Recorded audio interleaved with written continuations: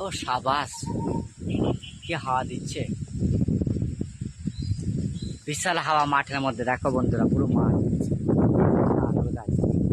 নতুন জিনিস দেখাচ্ছি, শেয়ার করছি। দেখো, বলো এটা কি দেখতে পাচ্ছ? এগুলো আবার কি? মাথায় চুল হয়েছে আবার, দেখছো? দেখো, এই একটা সবার মাথায় চুল হয়েছে। ভুট্টা বন্ধুরা, যেটা আমরা পুড়িয়ে খাই, অসাধারণ লাগছে। দেখো, বলো সব কেমন আছো? গরমে একটু মাঠের দিকে হাঁ খেতে এলাম।